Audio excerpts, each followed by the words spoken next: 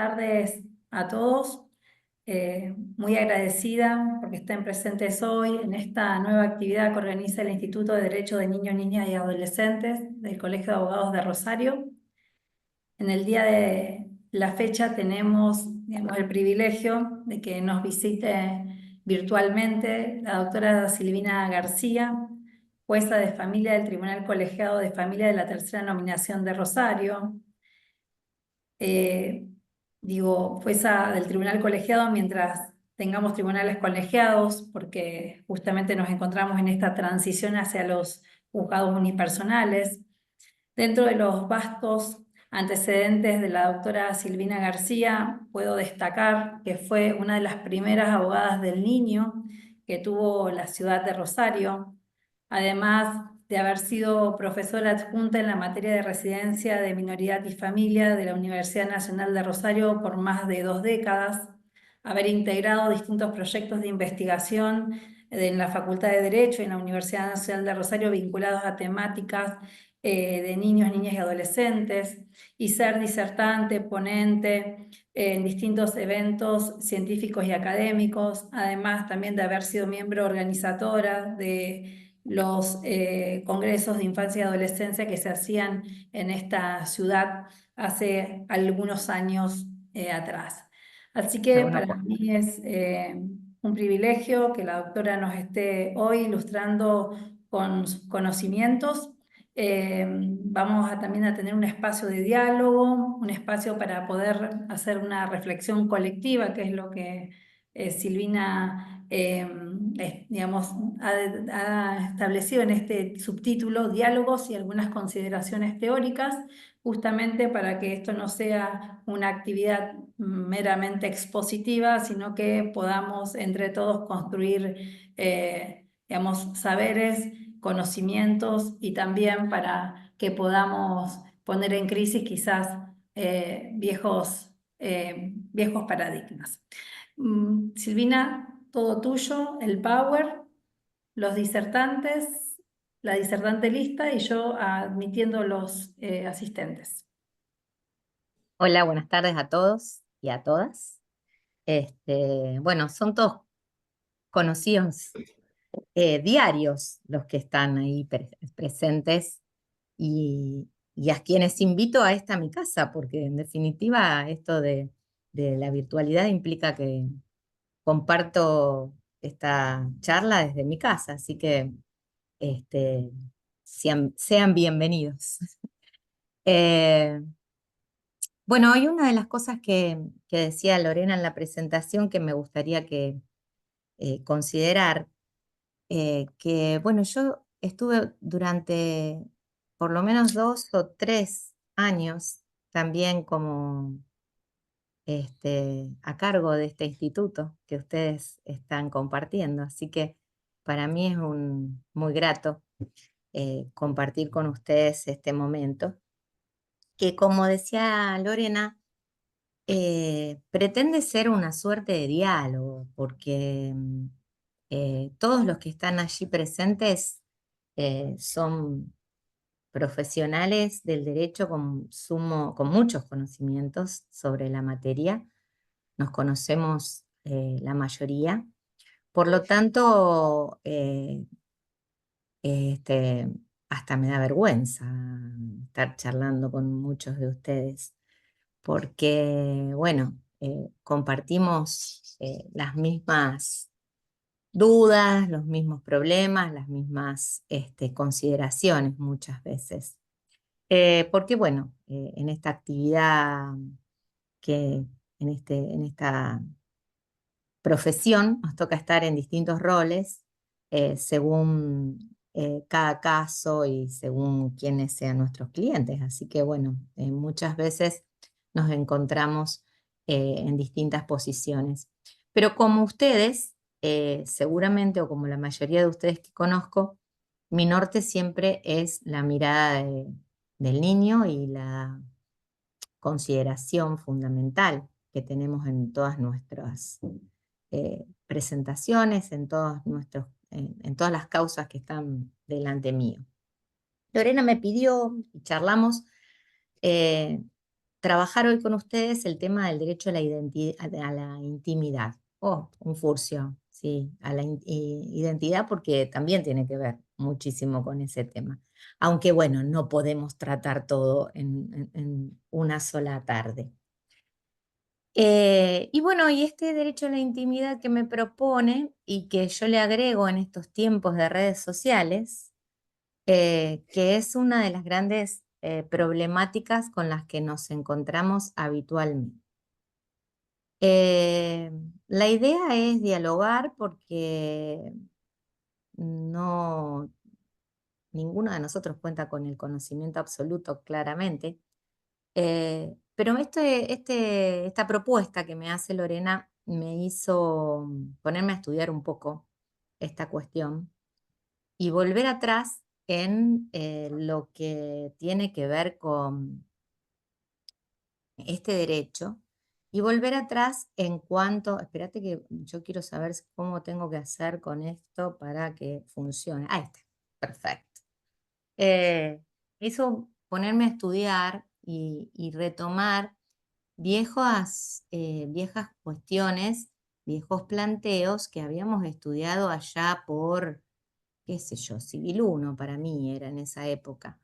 Porque volver a analizar esto de los derechos personalísimos y sus características es una un viejo estudio de parte de todos nosotros, o por lo menos mío.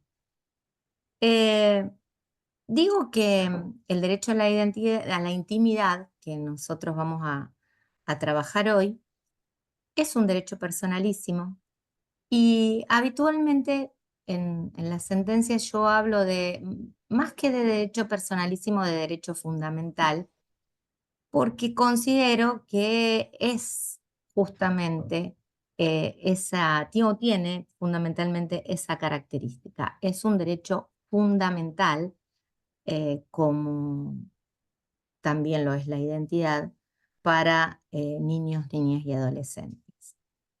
Estos derechos personalísimos o derechos fundamentales, que eh, así se denominan en la doctrina de una manera o de otra, son derechos subjetivos, están definidos, como yo elegí aquí a Vidal Tacchini, como el poder o la acción que podemos reconocer o podemos conceder a una persona dentro de un ordenamiento jurídico, dentro de ese derecho objetivo, y que implican exigir un comportamiento o una conducta de una persona con el fin de servir a la satisfacción de los intereses humanos.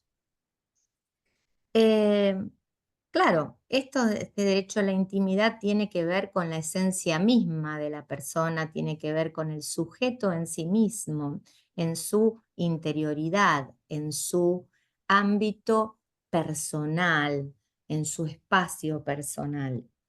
Eh, También tiene que ver con la autodeterminación, porque a partir de él podemos decidir sobre los ámbitos que no son propios, no son individuales, en los cuales nos vamos a mover con el único límite de no afectar con nuestro accionar los intereses de terceros.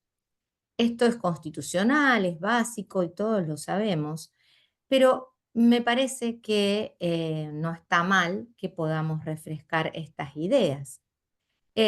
No pensemos que derecho personalísimo es lo mismo que derechos humanos, porque muchas veces así lo podemos interpretar, pero no, es una especie dentro del gran género de derechos humanos y me parece que sintetiza todo esta expresión de son los derechos que gozan las personas en su calidad de tales.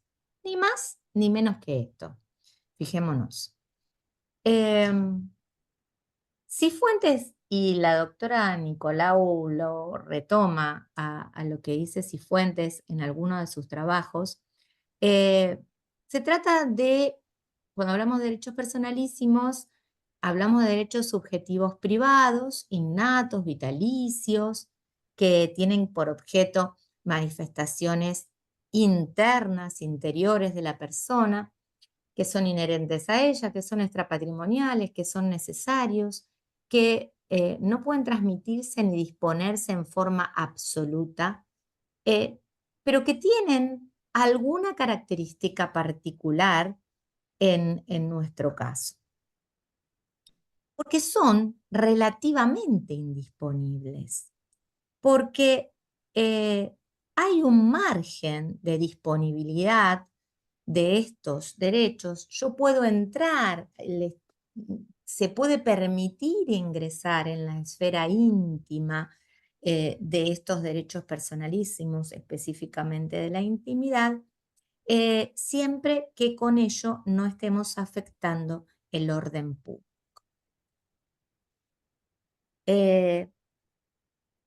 Para hacer un poco de historia, la doctrina que avala los derechos personalísimos es un desprendimiento, o la vemos como un desprendimiento de los derechos humanos, que aparece allá por el 19 y que encuentra su preponderancia absoluta en la Segunda Guerra Mundial. Mejor dicho, tras la Segunda Guerra Mundial en el siglo XX. Nosotros, en nuestro ordenamiento interno, en la redacción originaria del Código Civil, no teníamos un tratamiento ordenado, completo, respecto de los derechos personalísimos. Sí se insinuaba en aquel artículo 1075, pero aparece claramente desarrollado, se incorpora en nuestro derecho constitucional y en el derecho internacional público con el desarrollo que se da de los derechos humanos. Y así fuimos incorporando en nuestro ordenamiento interno normas civiles que lo protegían, que los protegían, un poco asistemáticamente, primero con el 1071 bis, con las leyes de trasplante, las leyes de derechos del paciente, la ley de identidad de género y otras tantas.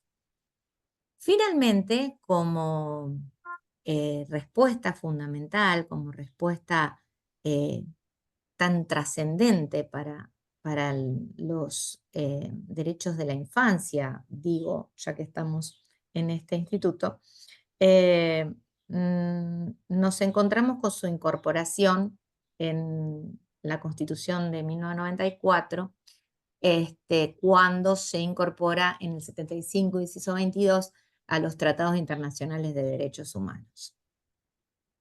Con ello o a partir de ello, sabemos que nos vamos a encontrar con el Código Civil y Comercial reformado, el unificado, el nuevo Código Civil que estamos usando todos, y allí se va a incorporar finalmente un régimen más sistemático respecto de los derechos de la personalidad,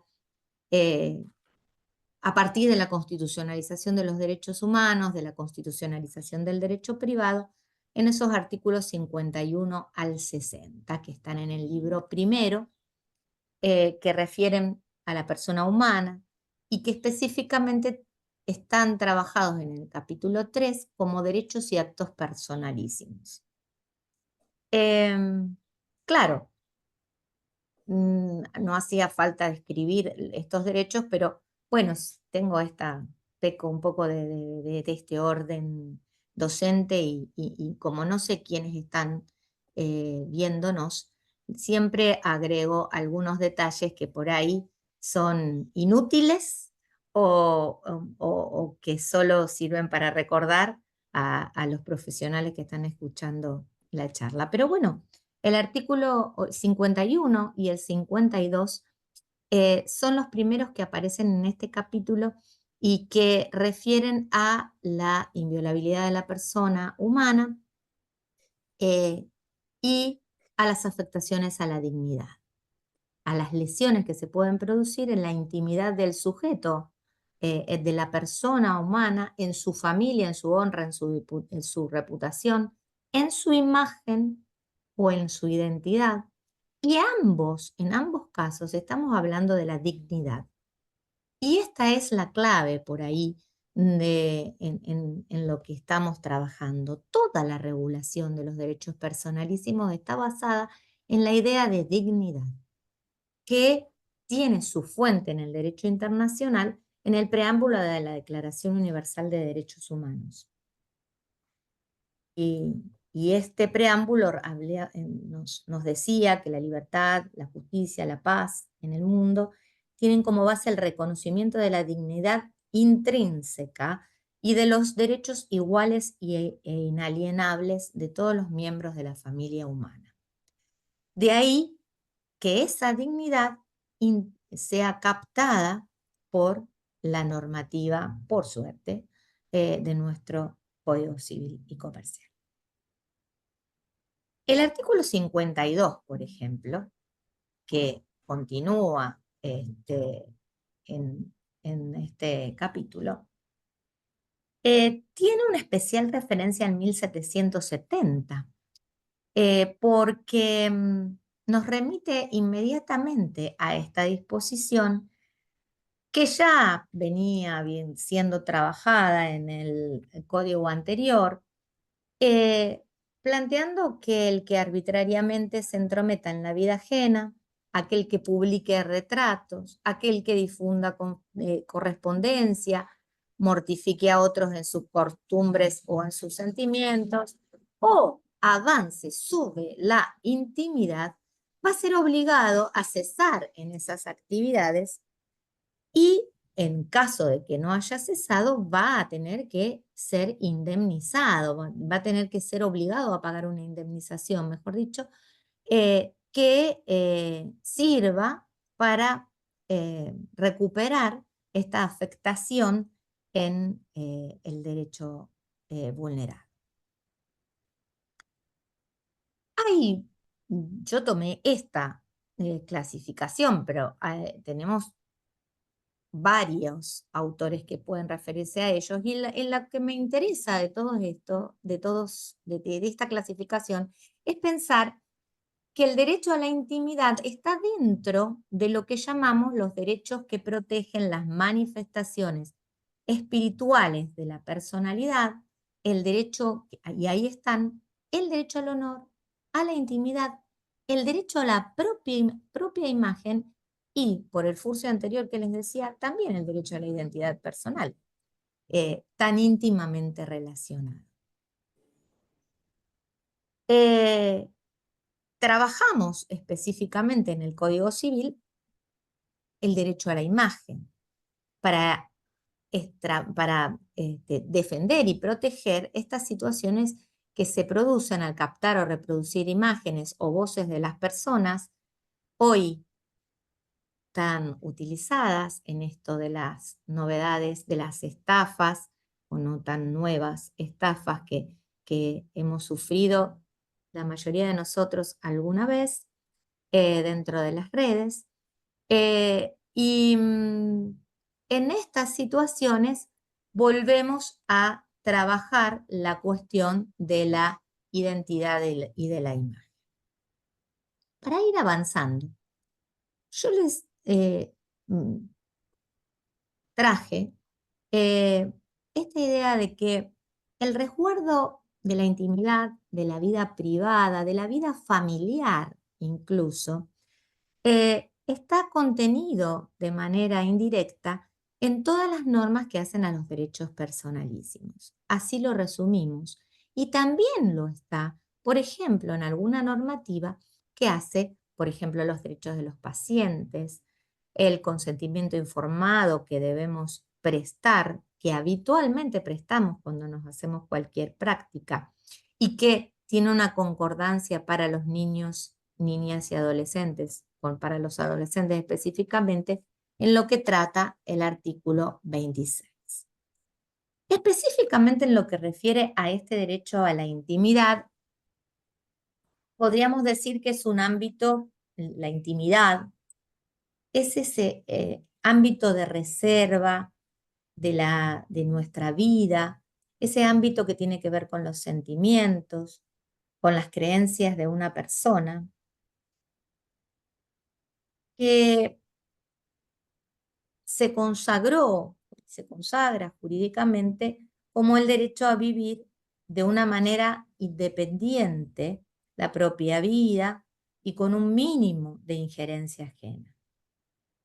Hablar de derecho a la intimidad, vamos a ver un poquito más adelante, que tiene que ver con el derecho anglosajón, o es a veces una traducción del inglés, y nos vamos a encontrar con que en algún punto es lo que dicen los adolescentes, nuestros adolescentes: déjame solo, el derecho a estar solo, el derecho a vivir solo. Creo que la intimidad es un espacio que necesitamos para desenvolvernos como seres humanos. Y ese derecho a la intimidad tiene diversas designaciones. Eh, Podemos pensarlo como el derecho a la intimidad personal y a la intimidad familiar. Podemos pensarlo como el derecho a la privacidad y a la reserva de la vida privada y familiar. Pues se les ocurrió pasar a todos los autos por la puerta de mi casa, así que no sé si ustedes lo escuchan, pero a mí me está molestando bastante. Bueno, eh, eh, y este derecho a ser dejado en paz. Los que tienen hijos adolescentes, sobrinos, algún familiar de estas edades y transitan cerca de ellos, les habrá pasado en alguna que otra oportunidad el recibir este déjame en paz, déjame solo, esto que es tan propio de la adolescencia y que sufrimos los padres, por lo menos, eh, vinculado al cerrar la puerta y al que en ese ámbito no sabemos qué sucede con la computadora en el medio, ¿no?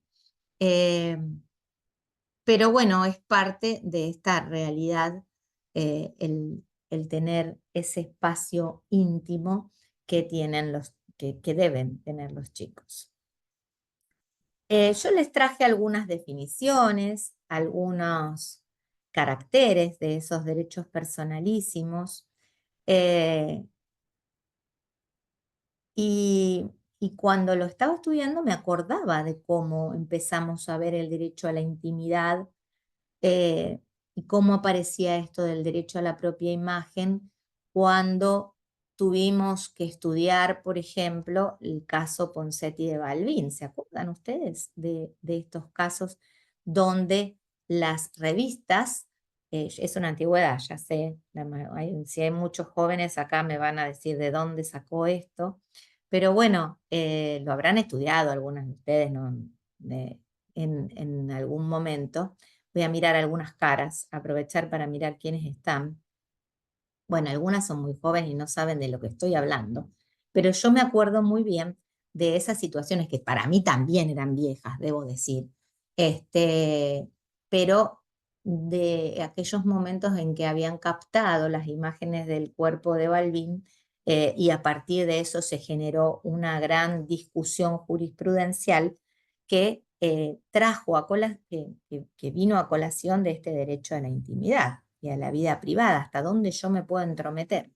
A nosotros hoy nos parece algo ilógico esto, casi inentendible, porque vivimos en la pantalla, estamos metidos habitualmente, y bueno, los adolescentes con más razón, los niños, niñas y adolescentes están metidos en la casa, en la intimidad de todos.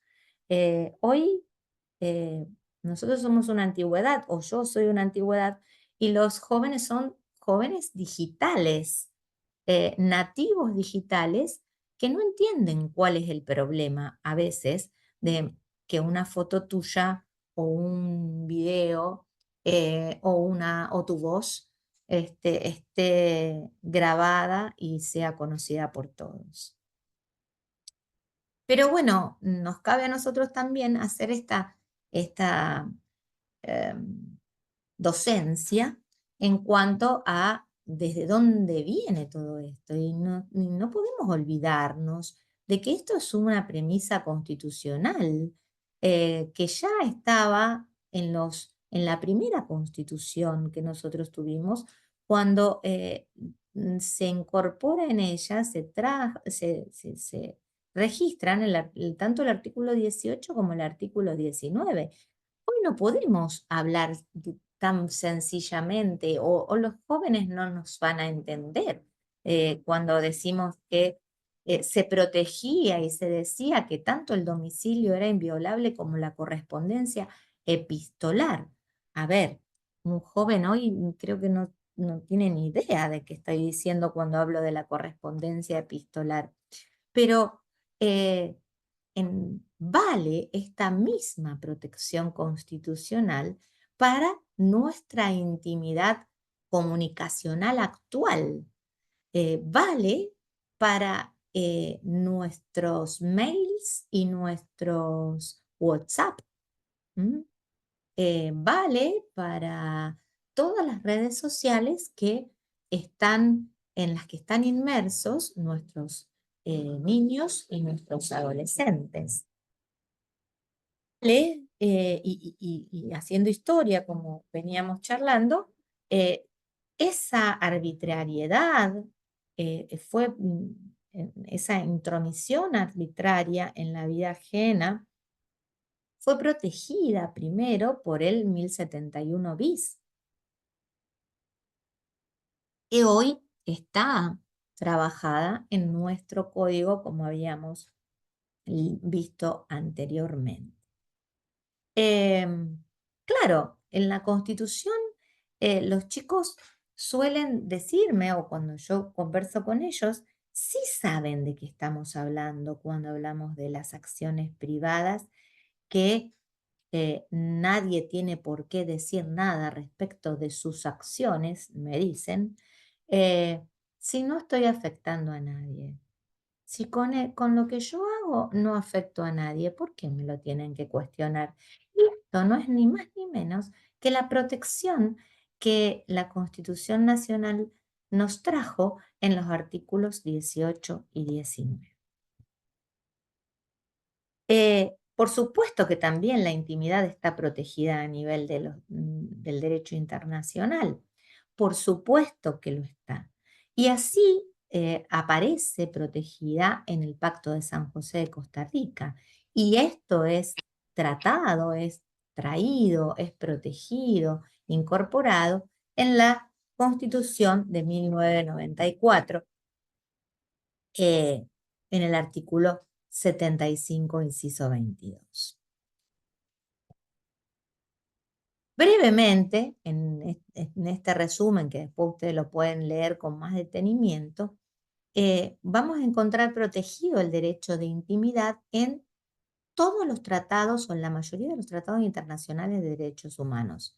En el Pacto de San José de Costa Rica, en la Declaración Americana de los Derechos y Deberes del Hombre, en la Declaración Universal de los Derechos Humanos, incluso en el Pacto Internacional de Derechos Civiles y Políticos, y finalmente, y en lo que a esta charla puede interesar fundamentalmente, en la Convención sobre los Derechos del Niño.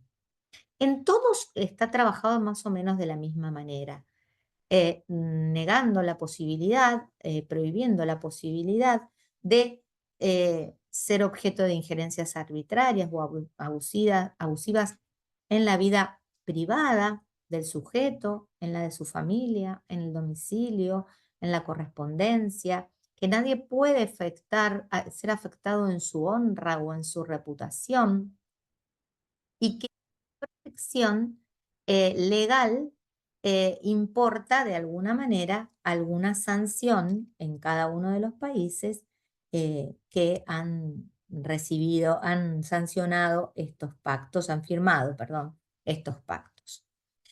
La protección del derecho a la intimidad comprende varias esferas, distintas esferas en las que se desenvuelve el sujeto, la persona humana. En la vida familiar, tiene que ver con la vida familiar, tiene que ver, por supuesto, con la vida personal, pero también tiene que ver con la vida familiar y profesional, tiene que ver con sus sentimientos y con sus creencias religiosas, tiene que ver con su economía y sus medios de vida. La protección de la intimidad tiene que ver con el secreto de la correspondencia epistolar, con los papeles privados, con la privacidad de las comunicaciones telefónicas o por cualquier medio tecnológico, la privacidad del domicilio y en este sentido también suele llamársela intimidad domiciliaria o territorial. Hace muchos años, cuando yo empezaba a dar clases en la residencia de minoridad o cuando eh, empezamos a participar en distintos eh, congresos sobre infancia, surgía, me acuerdo, cuando preparaba esta clase me acordaba de ello, la cuestión relativa al diario íntimo, una antigüedad, otra antigüedad que traigo a colación. El diario íntimo creo que los chicos, no sé si alguna niña, me dirán ustedes, seguirá teniéndolo, qué sé yo. No sé si existe todavía, pero me acuerdo que en esas épocas decíamos las que todavía no éramos madres, ¿cómo? ¡Qué barbaridad! ¿Cómo vas a meterte a revisar el diario íntimo de tus hijos? Eh, quiero decir, las madres solemos ser muchas veces las primeras violadoras de la intimidad de nuestros hijos. Y lo tenemos que reconocer y lo tenemos que trabajar especialmente, porque la intimidad y en la protección del derecho a la intimidad no tiene que ver solamente con lo ajeno, también tiene que ver con lo interno, familiar. Y, y me acuerdo que trabajábamos esta cuestión de cómo cómo es esto de meterse en lo que escribía, en lo que guardaba, en su esfera íntima, un hijo o una hija, porque era más habitual en estos casos, en su diario íntimo. Hoy es más o menos lo mismo que meternos eh, en el Instagram de nuestros hijos o meternos a stalkear alguna publicación, en algún caso el Facebook y verificar con quién o de qué manera se está comunicando o qué tiene para escondernos ese es nuestro hijo o nuestra hija. Eh, Por eso quiero que entendamos que la intimidad no solo está vulnerada, puede ser violentada desde el Estado, desde un tercero.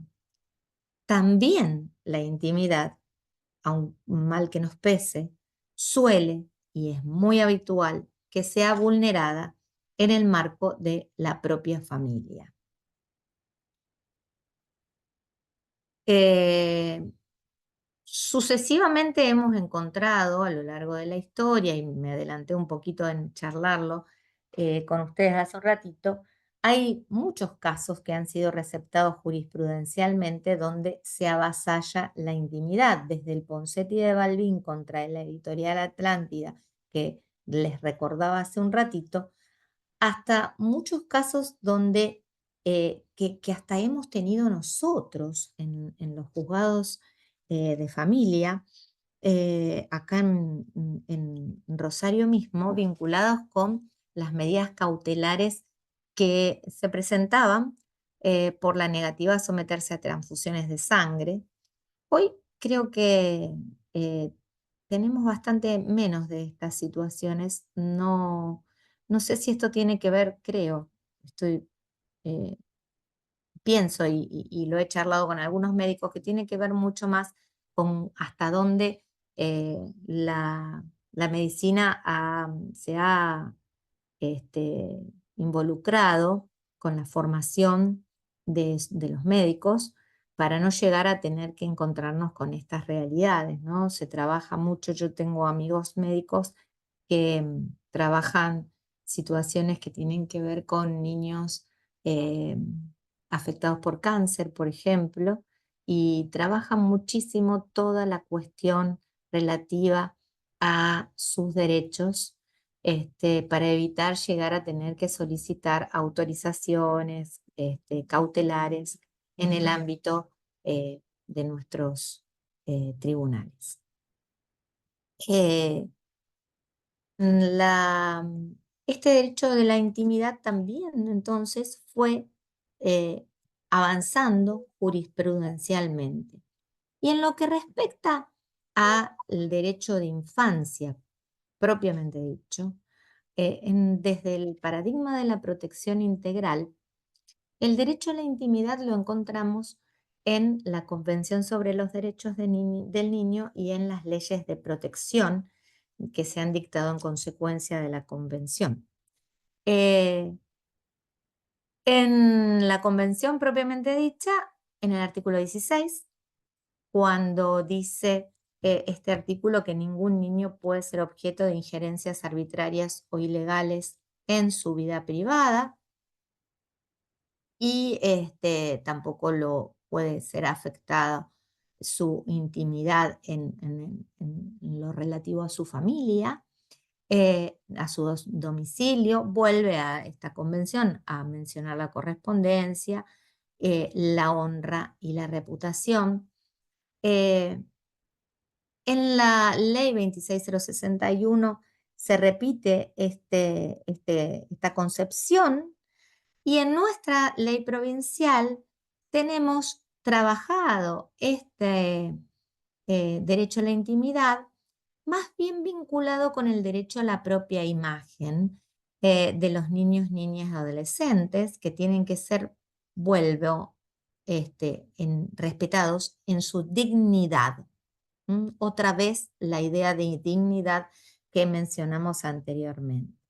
Y en este artículo se prohíbe exponer, difundir, divulgar datos o imágenes de los niños, niñas y adolescentes,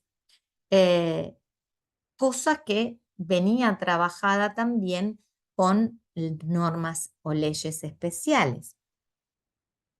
Fijémonos que este artículo 19 menciona que no podemos exponer, y digo podemos, porque no solo depende del Estado.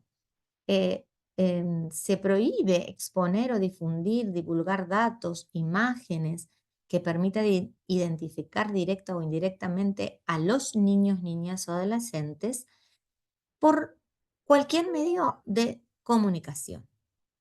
Cualquier publicación en contra de su voluntad. Y acá vamos a discutir después cuando podamos, después que hagamos esta síntesis o en cualquier momento que ustedes quieran, cuando no tiene esa voluntad, cuando el adolescente no expresa su voluntad para que su foto, su imagen sea publicado, eh, así como la de sus padres o sus representantes legales, siempre que, acá dice, se lesione su dignidad o su reputación, y siempre que estas exposiciones, estas difusiones sean contrarias, resulten manifiestamente contrarias al interés del superior del niño. En estos casos no pueden hacerse aun cuando medie el consentimiento de sus padres o de los propios niños. Yo esto lo quiero traer porque quiero que conversemos acerca de estas cuestiones, porque tiene mucho tiene una estrecha relación con lo que sucede en el ámbito de nuestros tribunales. Tiene mucho que ver con lo que pasa con nosotros padres y las publicaciones que hacemos de las fotos de nuestros hijos en Instagram, en Facebook, lo que esta autorización que ustedes saben se pide actualmente a los padres y a los propios niños o adolescentes cuando son escuchados en el tribunal. Todo esto tiene que ver con el derecho a la intimidad. Eh, Tiene que ver con el parenting, tiene que ver con el grooming, tiene que ver con todas estas intervenciones que, si bien no son propias del derecho civil, nos involucran y están hoy en boga, eh, están afectando tanto a nuestros niños. Hace un rato, cuando estaba en el tribunal, inclusive, mirando algunos de los grupos en los que estamos vinculados los jueces, encontraba que nuestra colega de Santa Fe le pedía a una colega de acá de Rosario un fallo vinculado al parenting, a la prohibición de un eh,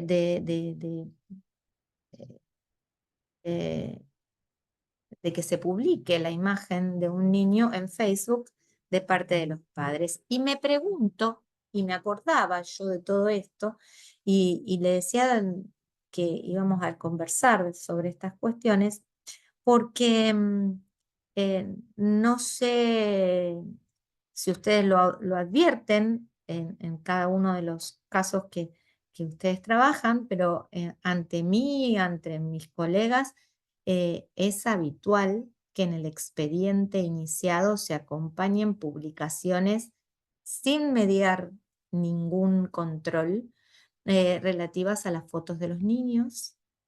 No, eh, yo diría que casi todos los días nos encontramos con reclamos de los padres porque el otro padre publica fotos de sus hijos en el Facebook este, y esté acerca de la autorización o no de estas situaciones. Todo esto tiene que ver con el derecho a la intimidad y tiene que ver con quiénes autorizamos esas publicaciones y si alguna vez, por ejemplo, le pedimos autorización a quien corresponde, al primero que corresponde, a nuestros hijos, a los niños, niñas y adolescentes. Eh, Hace poquito había una propaganda, una publicidad vinculada al sharenting que estaba muy buena, me parece, no sé si se acuerdan, que eh, mostraba a unos niños reclamando a sus padres en un evento escolar, este, eh, el no compartir sus imágenes o por lo menos ponerle alguna carita a sus imágenes. Eh, la realidad es que nunca pensamos nosotros, padres, sino que la trascendencia que puede llegar a tener esto y la afectación que puede tener eh, para ellos el publicar con mucho cariño, sí, seguro, pero publicar las imágenes de estos adolescentes, más aún cuando lo hacemos sin ninguna autorización de ellos mismos. También en el marco de nuestra ley 12967, tenemos que interrelacionar, cuando hablamos de intimidad, al principio de igualdad y no discriminación que trabaja el artículo 7, y porque este artículo 7 también contiene una regla de antidiscriminatoria para proteger a los niños, niñas y adolescentes, y refiere a la acción de la discriminación en relación a las creencias, que es lo que un poquito hablábamos anteriormente, a la religión, y a sus apariencias.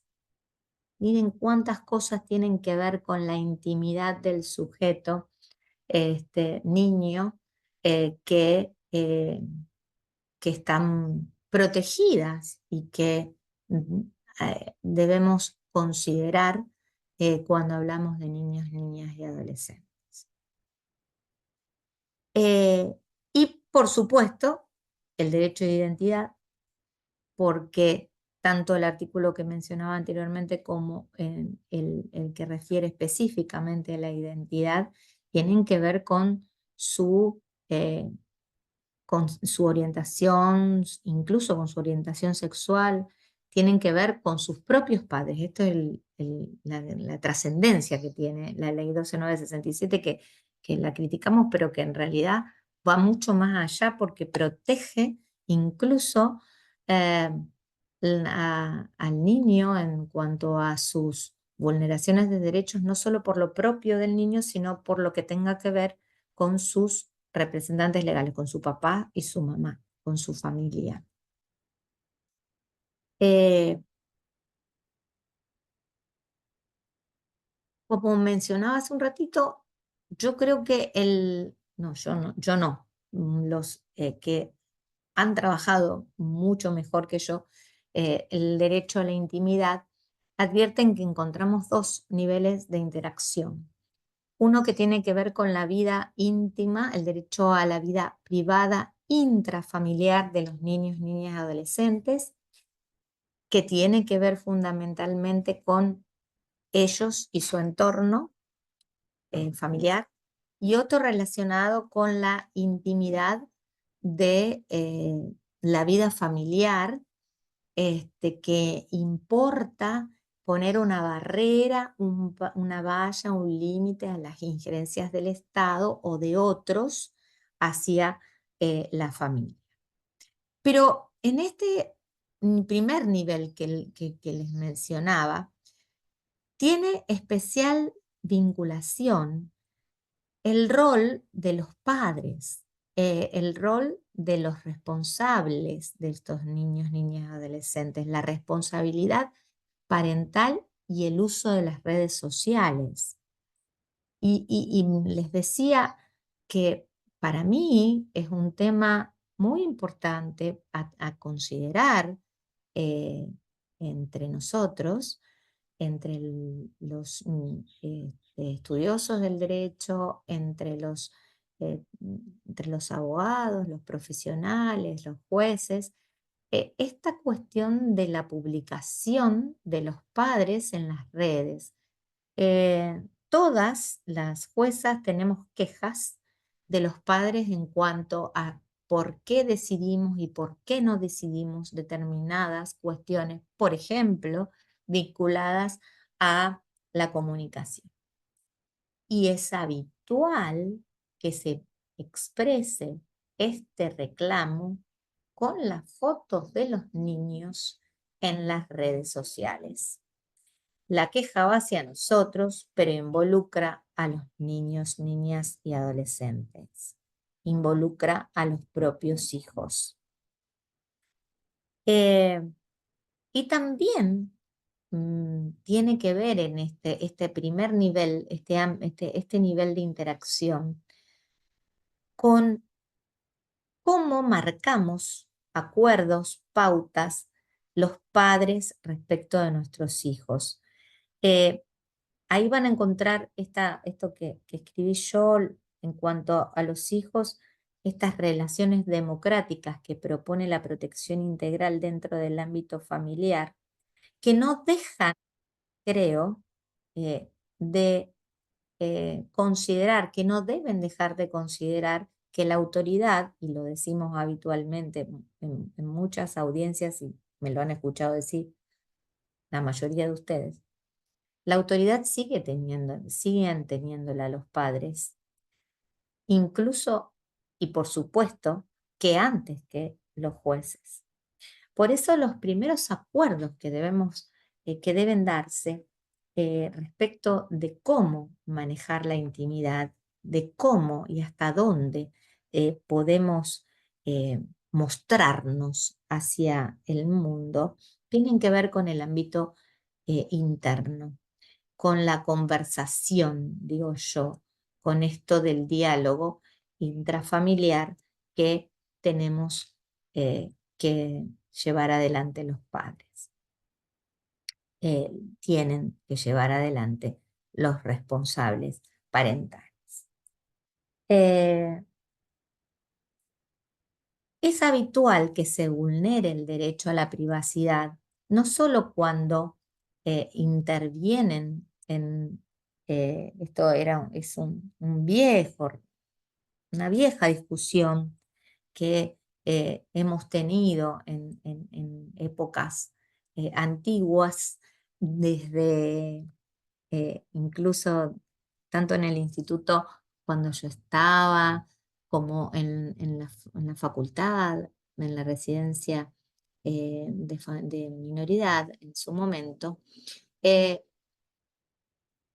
¿Qué pasa con los niños actores? ¿Qué pasa con los niños que aparecen en publicidades o en programas televisivos? ¿Qué pasa con la exposición de estos niños, de su intimidad personal y familiar?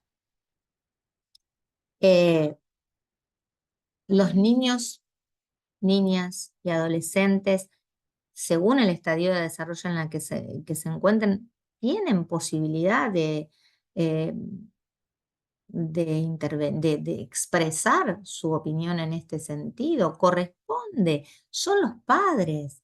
¿Qué mecanismos de preservación encontramos para evitar que esa intervención vulnere los derechos fundamentales de estos niños? ¿Qué otras situaciones vamos a encontrar donde esa vulneración pueda existir en la realidad, en la habitualidad?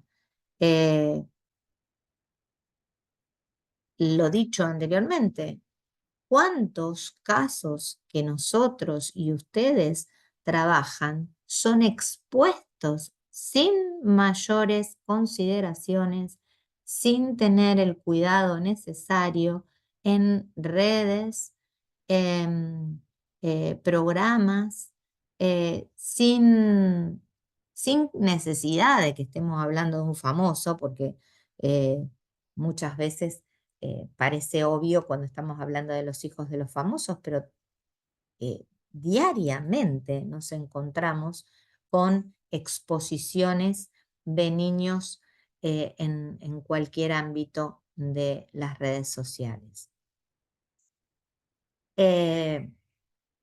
Acá les escribía esto que les dije anteriormente, les decía que la declaración o la escucha judicial que se hace de niños, niñas y adolescentes, esto es algo que compartimos con muchos defensores inclusive, tanto en los procesos penales como en los de familia, en los que están involucrados estos niños, niñas y adolescentes, podría incluso resultar violatorio de ese derecho a la intimidad. Cuando los llamamos a prestar declaración, cuando los llamamos a una escucha. De ahí la importancia de tomar todos los recaudos que correspondan y aún más en cada una de estas instancias. Excepto claramente que los niños sean, y este es el principal eh, eh, momento, motivo por el cual deberían ser escuchados, cuando ellos lo pidan.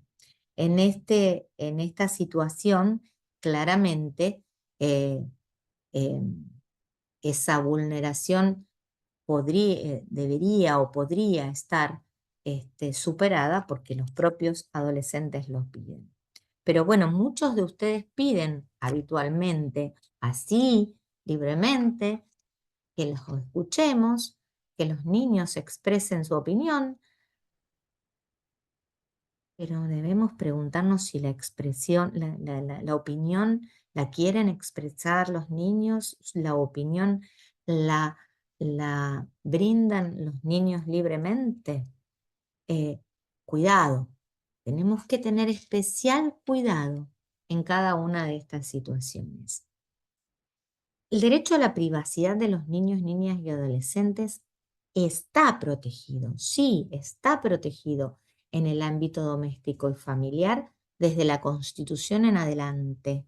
Y cada vez que, o en cada momento que el niño crece, esa protección debe ser mayor. En función de la autonomía progresiva, esa protección es mayor.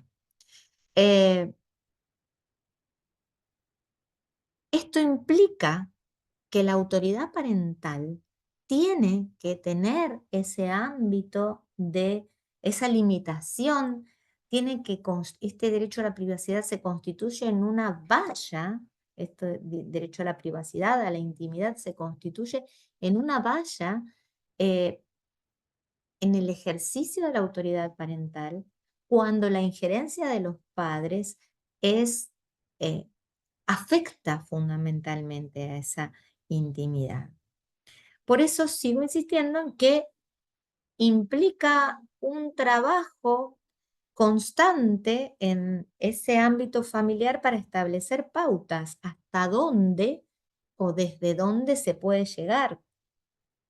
Esa intromisión en el ámbito íntimo, en la privacidad de niños, niñas y adolescentes, mm, por parte de sus padres, por parte de su familia, de sus responsables, eh, tiene que ver también o se ve claramente afectada en el ámbito de los derechos sexuales y reproductivos. Me pregunto, ¿no podría verse afectado cuando estamos pidiendo, estamos llevando a ese niño o adolescente a terapia? Eh, por ahí creo que está Ana Paula Fontana, que trabaja en uno de los eh, PEF que usamos habitualmente, y podríamos pensar si allí no estamos metiéndonos afectando este derecho de los niños, niñas, adolescentes en varias oportunidades. Claramente son intromisiones arbitrarias en la privacidad de los hijos menores de edad, aquellas situaciones en que se los involucra en programas de investigación médica, por ejemplo. eh, eh, yo no sé qué quise poner acá, pero bueno, esto eh, no va. Lo vamos a arreglar después al, al Power. Pero sí hay muchos casos donde se los incluye en programas por hacer, por protegerlos, por buscar una cura, a veces a una enfermedad extraña, estamos invadiendo la privacidad de nuestros hijos. Por eso tenemos que tener mucho cuidado en todo esto. Yo sé que llama la atención, yo sé que ustedes dirán, pero ¿cómo llegamos hasta tanto? Pero bueno, tenemos que por lo menos ponernos a pensar estas cuestiones. Y tenemos que ponernos a pensar eh, qué relación tienen los niños, niñas y adolescentes con las redes o hasta dónde ellos pueden o no estar solos en las redes sin la intervención de un adulto, sin el control, sin la autorización. Eh, y tomé dos posiciones para que lo discutamos luego. Eh, una de un jurista español, Troncoso Reigada, que dice, y en esto coincido, aislar a un hijo de las redes sociales, prohibírselas, es tal vez condenarlo al desarraigo. porque el acceso a Internet hoy es un derecho fundamental de estos niños digitales. Y Grossman, un poco más lejos de estos tiempos actuales, también dice que deben los padres acordar derechos al niño. También debe buscarse ese equilibrio que les mencionaba anteriormente entre la formación y el respeto que merece cada uno de los niños, niñas, adolescentes. No olvidar la autoridad, no olvidar la libertad, pero no dejar de ser una guía y una contención.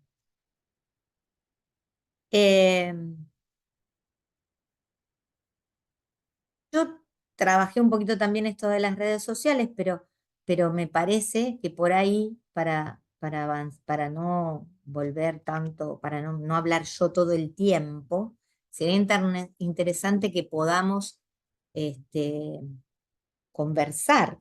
Así que está abierto este ámbito para conversar sobre alguna de estas cuestiones que mencioné. Eh, Em, es interesante la evolución doctrinal, jurisprudencial que pueden darse que ha podido darse en cuanto a la protección de los datos, de la vida privada en las redes sociales, eh, en, en nuestro país y en distintos otros países.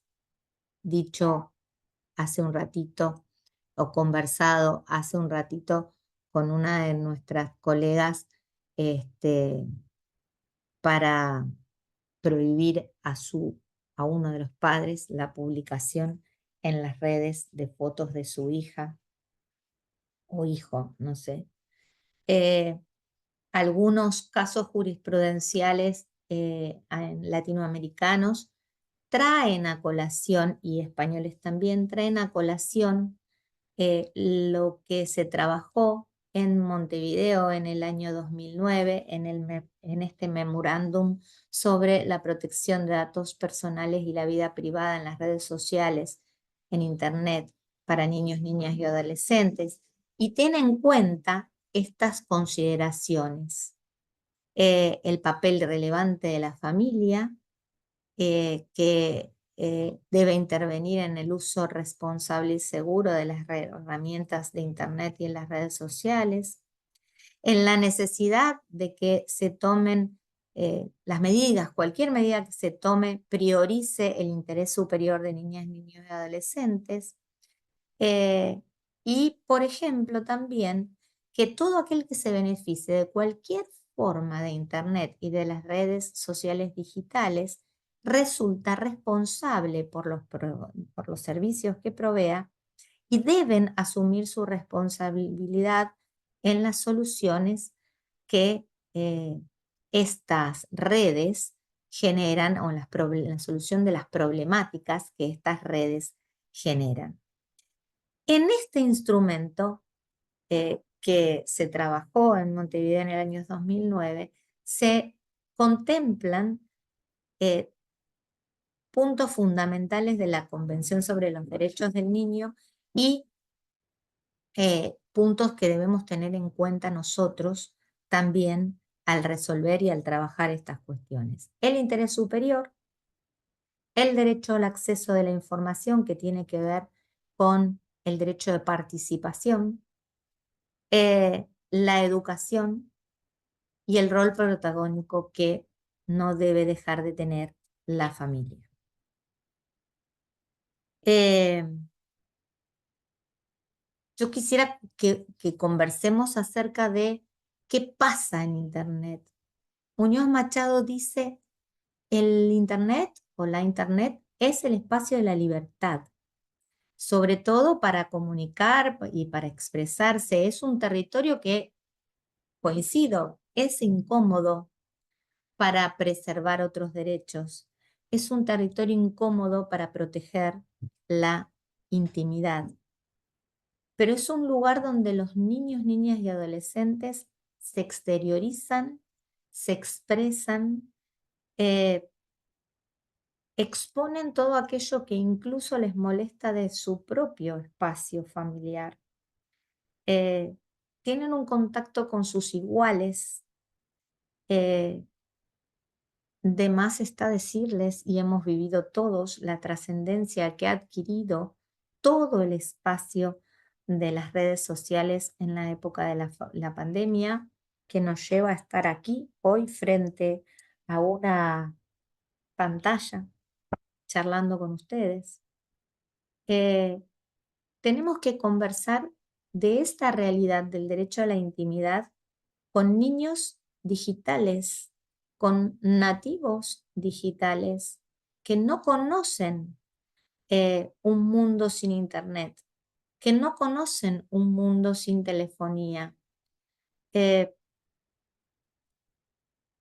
que se han acostumbrado a estas tecnologías, que están inmersos en ellas y las han incorporado a su identidad eh, de los espacios que todavía para nosotros suelen ser bastante ajenos.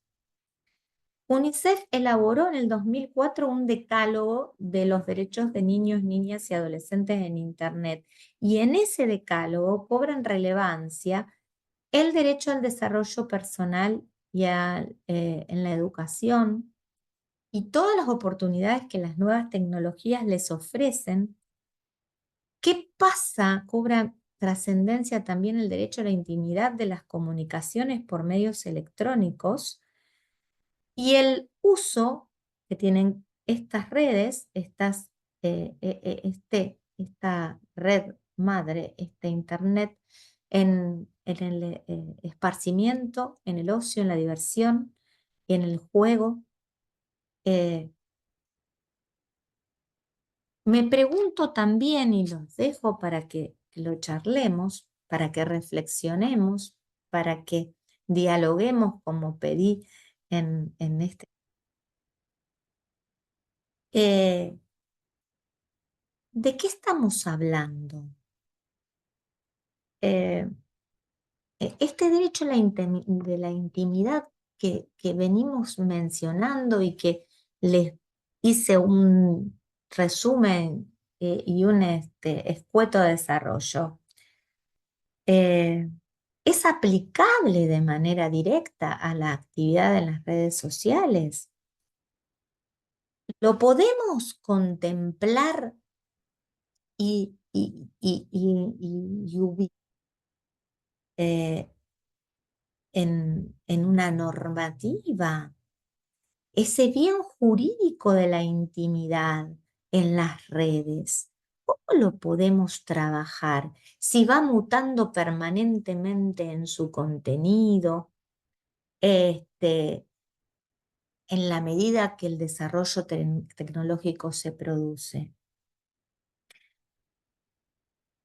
Sigamos reflexionando, nos encontramos entonces con conceptos nuevos para mí y para muchos de ustedes. Conceptos que tienen que ver con la intimidad, la inti- con la intimidad digital. Conceptos que tienen que ver con la protección de las esferas privadas del individuo en lo relativo a la recolección, al almacenamiento, al uso y a la transmisión de sus datos personales en la web. ¿Qué pasa con nuestros adolescentes, nuestros niños y niñas con capacidad progresiva y las redes sociales? ¿Mm? Eh, ¿Qué sucede con ellos? ¿Podrían operar en las redes sociales sin necesidad de ningún tipo de intervención de sus progenitores? Sin duda lo hacen, pero corresponde. ¿Cómo respondemos ante una vulneración? ¿Cómo nos defendemos o los defendemos? Eh, Sin duda, cuando estamos hablando de adolescentes, parecería que sí. Parecería que podrían operar sin ningún tipo de autorización. Pero, ¿qué rol debemos ocupar los padres y las autoridades a las que se les presentan diversas situaciones cuando nos encontramos con una jovencita de 12, 13, 15 años expuesta en las redes simplemente, naturalmente para ellos, y ese padre o madre no sabe cómo responder y lo trae al tribunal para que lo trabajemos? Em, yo creo que no tenemos una única respuesta, yo creo que tenemos que superar esta fácil oposición entre los derechos que tienen los padres y los derechos que tienen los hijos, y tenemos que profundizar en la conversación y en el diálogo, pero sin esto, digo, como clave para proteger a los chicos frente a las vulneraciones de sus derechos. Pero si nosotros mismos no podemos dialogar y avanzar en estas situaciones, ¿cómo vamos a poder llegar a eso? Yo lo dejo acá como un planteo para que ya avancemos en nuestro diálogo, en ese diálogo que pretendo, porque yo creo que van a seguir las preguntas y nosotros encontraremos las respuestas. Y lo abro para que ustedes me compartan conmigo, para que no esté yo sola en esta historia de esta presentación. Entonces invitamos a todos los asistentes que activen sus micrófonos y directamente hagamos de esto un espacio de diálogo, como nos propone Silvina.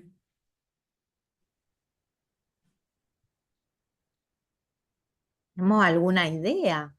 ¿Qué les parece?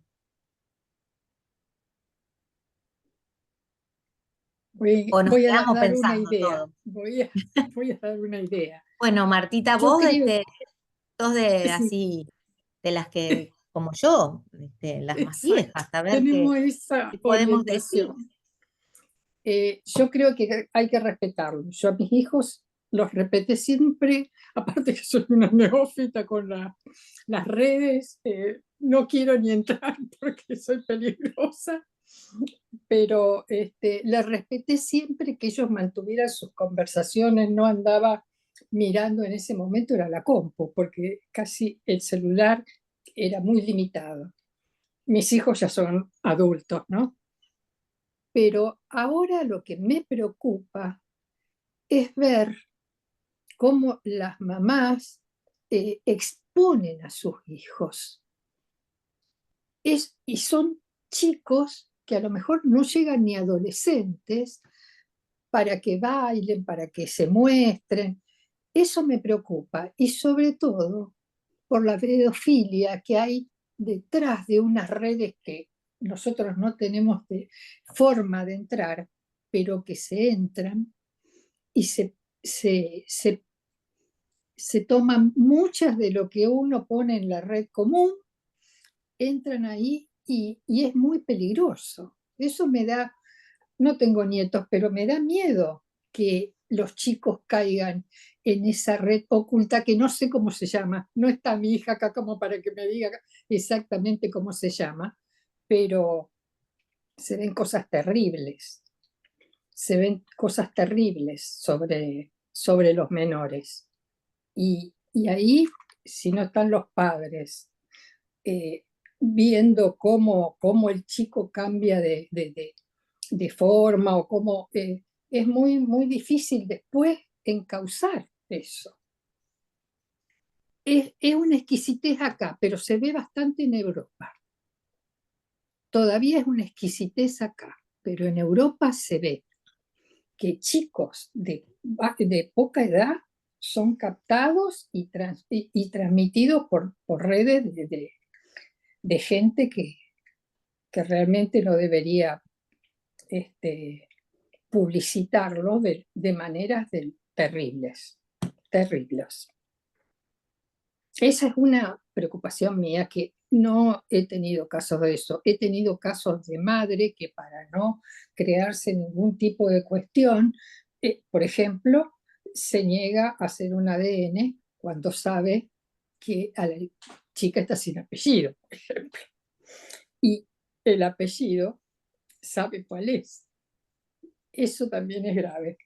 Pero bueno, ahí tuvimos que llegar a cámara para gente que realmente lo pensó y dijo: se tiene que hacer. El derecho a la identidad, el derecho a la identidad es tan profundo, porque aparte convivió con un padre, que es necesario un ADN. Por decirte Eh, algunas cuestiones, ¿no es ¿Hay cierto? alguna cuestión que tiene que ver y que asocia justamente la intimidad y la intimidad del adulto, en este Claro, caso, para cuidarse. y, eh, y la, y la identidad? Yo creo que no hay discusión entre un derecho y otro. La Claramente debe identidad primar la identidad prima la del identidad. Bueno, niño, ¿no? tengo casos que todavía están en desarrollo, pero tuve que llegar a una cámara porque le daba, sin fundamento, daba prioridad que la madre no se había presentado ni había contestado nada. Yo creo bueno, eso ha avanzado muchísimo en estos, en muchos, pero pocos años, en Sí, este sí, sí. tipo de cuestiones.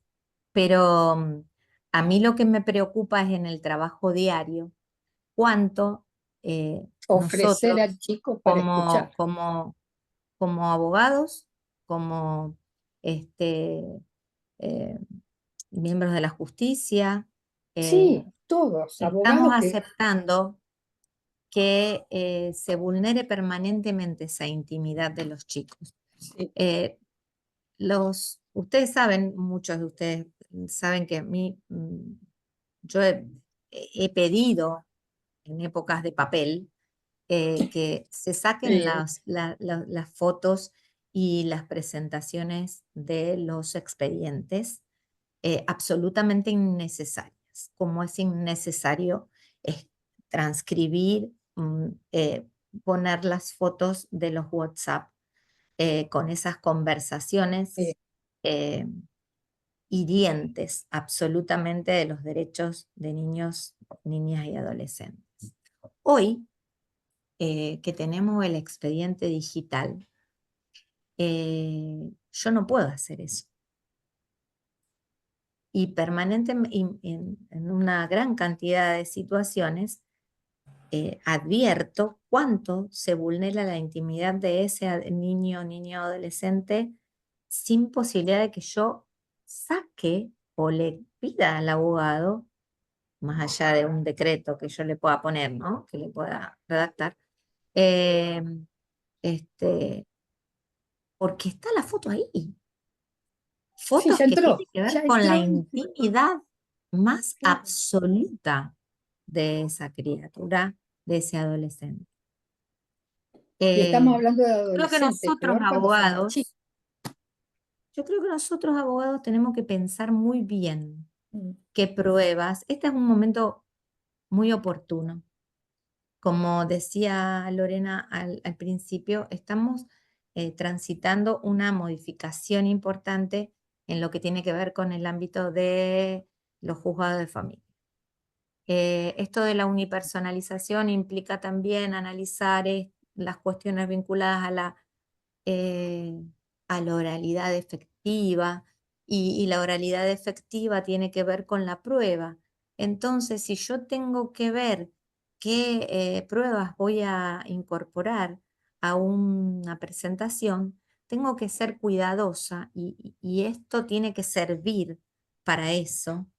En todo caso, tengo que ser cuidadosa en cuanto a qué voy a acompañar como prueba. Y por lo tanto, si estoy involucrando cuestiones que tienen que ver, si estoy trabajando, presentando cuestiones que tienen que ver con niños, niñas y adolescentes, eso que voy a presentar no debe vulnerar derechos que yo pretendo proteger. Entonces yo no puedo estar exponiendo a un niño en un expediente. Tengo que ser cuidadosa y me parece que este es el momento, bueno, vuelvo a decir, en el papel se puede sacar. En una Claro, actualidad bueno, yo no puedo. Por lo tanto, tengo que evitar ponerlo o buscar de que el juez lo vea cuando es una prueba necesaria, este, eh, pertinente y necesaria, lo tengo que poner de manera tal de que se mantenga en reserva, de la misma manera que deben mantenerse en reserva algunas expresiones que hacen los niños frente a nosotros, frente a ustedes cuando se contactan con ellos. Me parece que tiene que servir en todo caso esta charla, este intercambio, para que no vulneremos nosotros mismos ese derecho o esos derechos que pretendemos proteger. Por ejemplo, eh, tanto desde el punto de vista de, de las presentaciones judiciales, como, bueno, en nuestro ámbito íntimo, también tomar en cuenta eh, de adoptar los recaudos que correspondan para no vulnerar ese derecho de nuestros propios hijos, por ejemplo, o de o de los niños que estén bajo nuestro cuidado. sí, totalmente de acuerdo. Ya se podría intentar buscar un equilibrio, ¿no? Entre esa libertad que merecen y queremos darles y también esa protección que merecen por el hecho nomás de ser sujetos de derecho, ¿no? Y entonces también Claro. tener en cuenta esto que vos decías de la comunicación y el diálogo, pero junto con el acompañamiento y con la confianza también. Y también teniendo en cuenta la edad, bueno, y la situación particular de cada chico, ¿no? La Sí, madurez y, bueno, todo lo que sabemos, ¿no? Pero el sí. equilibrio es Lo tan más difícil. difícil, ¿no? Buscar ese ¿Mm? equilibrio. Exacto. Que a veces buscamos, por eso es importante la guía profesional que uno le puede otorgar al cliente y para que se logre encontrar o por lo menos transitar esa línea finita de equilibrio entre lo que los padres deben atender, de lo que deben, el Velar, cuidado sí. que deben otorgar, y que no deben olvidar, no debemos olvidar lo que los padres siguen siendo los padres, y la autoridad está en los padres, y debe estar en los padres. Por supuesto, que con los cuidados necesarios, como vos decís, Matilde, todo esto que tiene que ver con los logros que eh, hemos acercado con la convención, con este paradigma de la protección integral. Pero el paradigma no implica que cada uno tenga que cumplir con el rol que le corresponda, ¿no es cierto? Esto de la responsabilidad parental y la responsabilidad que cabe a los niños y que tenemos que guiarlos en su formación, como dice Grossman, tan Sí. claramente, ¿no es cierto? Grossman era una adelantada con muchos de Así que uno sus dice, uno la pone en presente expresiones. siempre, ¿eh? Sí, Dice sí, yo Grossman la tengo para varias cosas, pero realmente estaba viendo lo que se venía. ujú, ujú, sí, sí, sí, sí. Bueno, no sé qué opinan, a ver, por allá tenemos la autoridad de la Dirección de Niñez ahí con Luciana, que la veo por ahí abajo a Luciana Zapata, a ver qué dice a todo esto. No sé qué puede pensar, qué puede exponer Luciana. por ejemplo. La doctora Belinzona, que también la veo por ahí, que suele traernos a las posiciones de los niños. Ninguna de las dos me presenta fotos así, ¿eh? No, No, no, las fotos no son lo mío. No, pero sí es pero bueno, cierto que las que estando, están acá ninguna. que estando del otro lado, uno siempre trata de proteger, aunque represente a las madres o a los padres, siempre trata de proteger los derechos de los chicos. Sé lo que puede, pero bueno, lo tenemos siempre presente. Bueno, no sé qué ustedes consideran, por ejemplo, que desde el punto de vista del Poder Judicial o de los jueces, y en lo que a mí respecta, uno debería tener en cuenta en estas situaciones.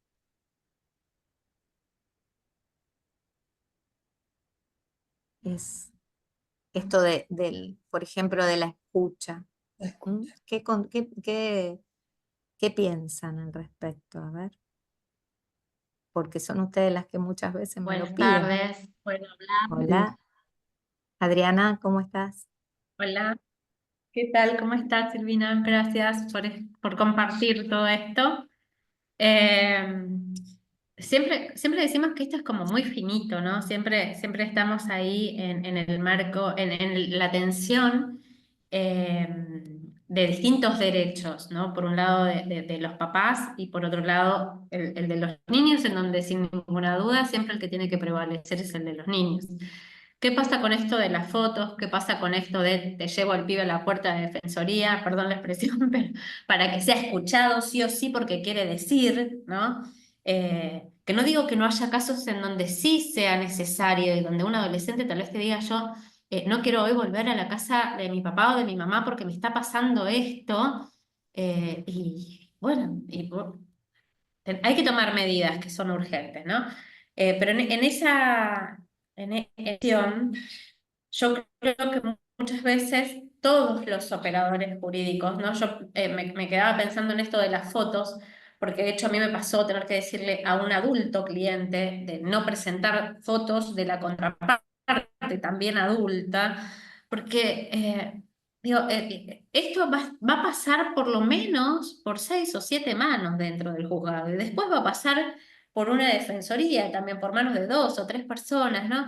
Y ahí está ese cuidado. Entonces, que la responsabilidad nos cabe a todos y obviamente el trabajo o el mayor compromiso que yo siento desde los abogados o eh, sí, fundamentalmente nosotros a la hora de ver qué elegís presentar, cómo diseñás la estrategia de prueba.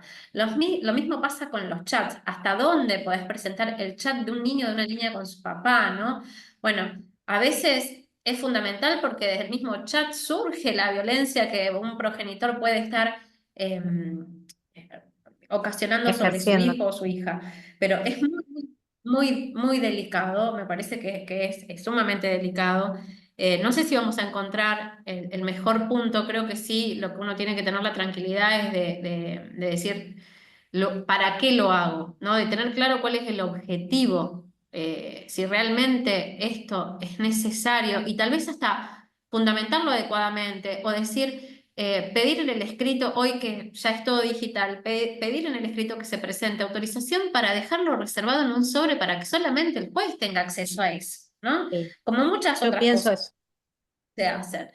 Eso por un lado. Y por otro lado, algo que a mí me viene haciendo ruido hace bastante tiempo, y esto tiene que ver con el rol docente, ¿no? En la cátedra de práctica profesional 2, donde me han transmitido alumnos que son muy jovencitos, es decir, que acaban de salir de su adolescencia o están saliendo o que tienen hermanos y demás, es la poca educación digital que los chicos tienen, porque en realidad tienen mucha información y tienen mucha habilidad para el manejo de la tecnología, pero sí hay muy poca educación digital. ¿Y a dónde llevó esto? Los chicos hoy tienen una relación con el sexting que está totalmente ya visibilizada y que por más que en muchas casas no se hable de eso, es una realidad. Y de ahí a la toma, a la captura de pantalla de una imagen, de una foto, a la viralización de eso, esta chiquita que falleció, que se suicidó porque su noviecito había viralizado esto, ¿no? Yo creo que tiene que ver con eso. Entonces, que es algo que tal vez excede al ámbito de la justicia, si bien nosotros siempre podemos trabajar en materia de prevención, ¿no? No nos limitemos, la 12967 habla de prevención, específicamente es la palabra, ¿no? Que está ahí dando vuelta, de cómo esto tenemos que llevarlo a todas las áreas, es decir, desde los que demos clases, de los que trabajemos en propia casa con hijos, con sobrinos, con primos, pero es algo que va a terminar sucediendo. Eh, el conflicto va a terminar llegando a judicializarse en algún momento en relación a eso. Yo no sé si hay antecedentes ya de adolescentes, digamos, de la agresión o de la violación de la intimidad entre adolescentes, porque ahí tenés que ir a los responsables.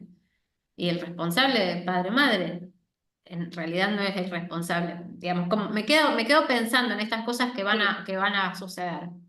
Por eso yo se los traía un poco para que reflexionemos, porque eh, es fácil decir, no, a ver, yo hablo con mi hijo y le explico y conversamos habitualmente de estas cuestiones, eh, pero nosotros no somos autoridad en materia digital. Eh, y como vos bien decís, la educación digital tampoco está en los adolescentes y en los niños. Eh, Saben usarla, pero el saber usarla no significa que sepan de las consecuencias que puede acarrear, como vos decís, esto de que se haga una captura de pantalla tan rápidamente. Y yo no sé, Marta, si esto es que vos comentabas hace un ratito, no sé, es tan extraño. Eh, Uno no lo advierte porque en realidad nosotros estamos dentro del ámbito del derecho civil, pero el acceso a Internet, a la web, a todas estas redes sociales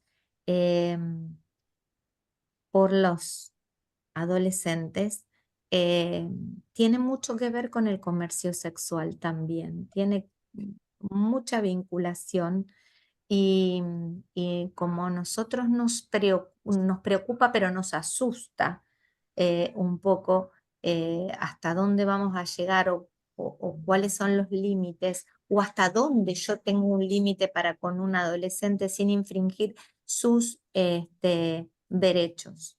Por eso digo, por eso la toma Grossman y por eso les escribí ahí en este bosquejo estas dos posiciones, porque me parece que, así como yo digo siempre, el despacho mío no es una escuela para padres, tampoco eh,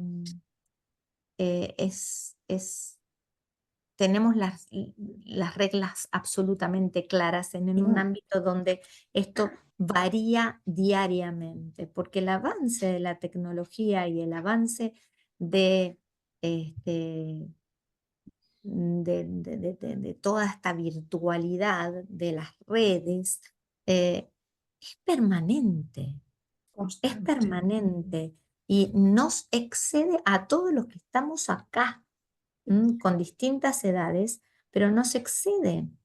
Entonces creo que ese diálogo tiene que existir y creo, Adriana, claramente que tenés razón en lo que decís en cuanto a que tenemos que darlo en todos los ámbitos a esta lucha. Bueno, sí, pongámosle este nombre. Esta discusión, esta eh, internalización, tiene que darse en todos los ámbitos, en Sí, el grado Y batir, y algo que vos decías también antes, ¿no? Esto de poner las pautas, de pactemos, ¿no? De pactemos, de que se hable de esto, de que se hable de esto en casa, de que se hable de esto en distintos lugares, decir, Es bueno, que se habla esto en la escuela.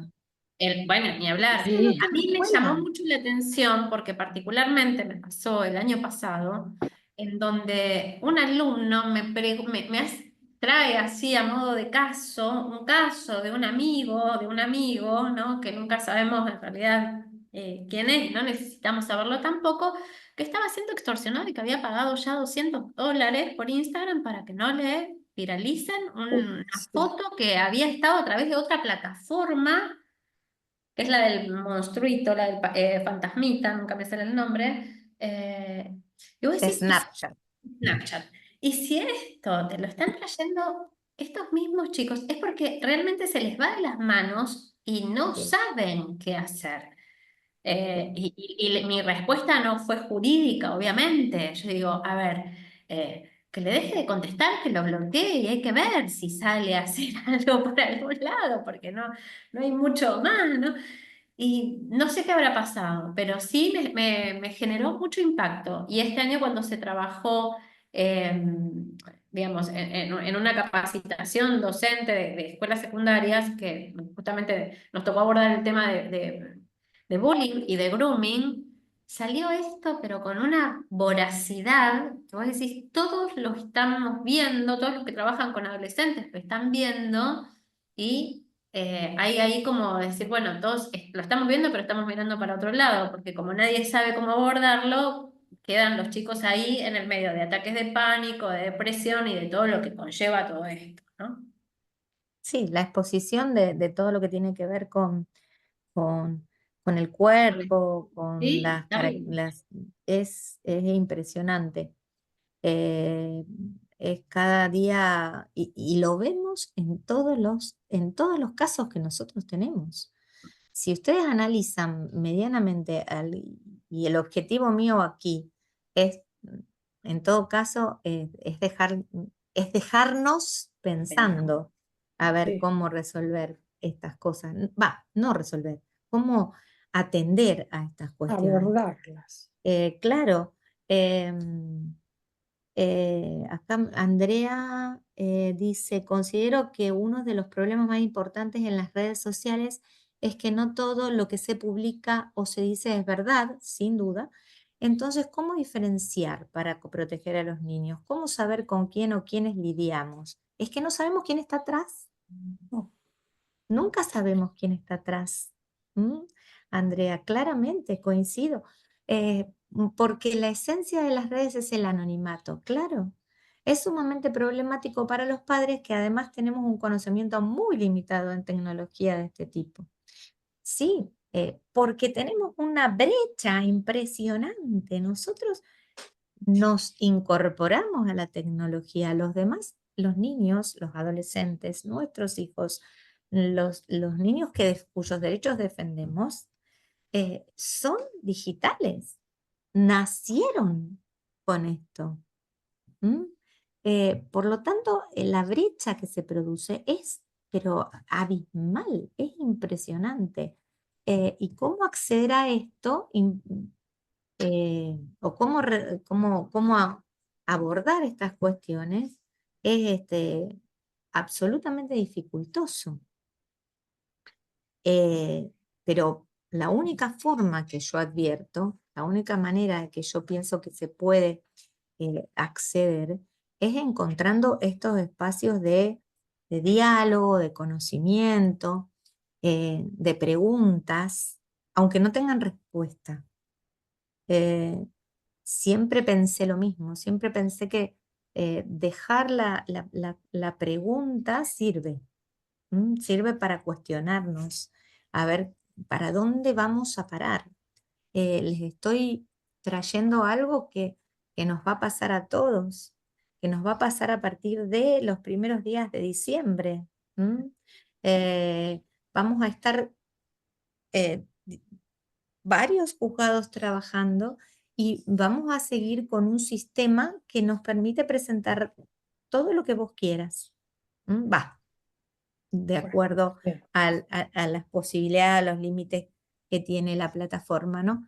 Pero en esa plataforma yo tengo que saber, no me van a dejar, que no se va a poder acompañar en sobre, pero sí se va a poder decir, mire, queda a su disposición, señor juez, señora jueza, la información relativa a esto que yo estoy contando, sin necesidad de poner la foto.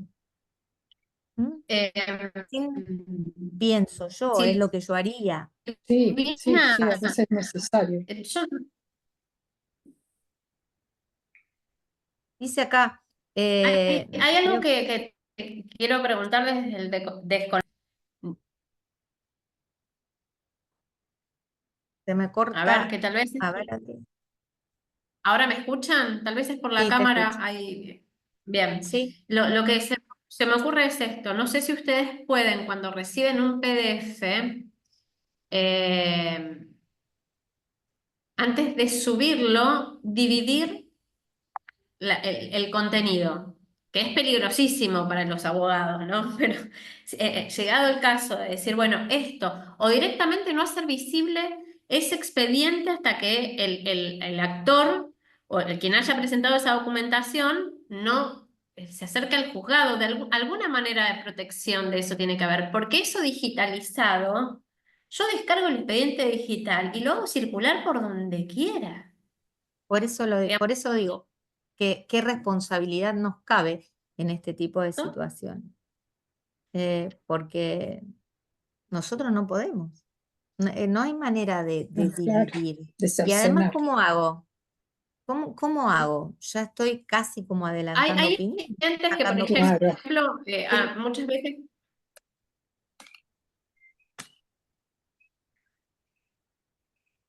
¿Sí? Bueno, se le corta un poco. Sí, Perdón. No, en relación a esto, me parece, digo, para dar la posibilidad que se analice la pertinencia o no, quizás en principio lo conveniente sea que toda fotografía o toda exposición de niño y adolescente, alguna acordada de la Corte indique que deban presentarse para ser reservados y por separado, ¿no? Y para que luego se analice si se incorpora o no al expediente.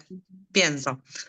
Sí, sumo como un Algo aporte. más, para que se homogeneice, porque digamos, tampoco va a ser un criterio de una jueza de trámite o de una jueza de un solo juzgado mucho mejor. unipersonal, digamos, qué hacer porque vos podés decretar y decir, venga como corresponda, separe, pero digamos, quizás debería haber algo más de la corte, no sé, pienso. Y después con relación al tema de las redes, eh, es un tema, ¿no? La exposición, igual que los adolescentes que juegan online. Ahora, también creo que, tomando esto que planteó Adriana de la promoción de derechos, ¿no?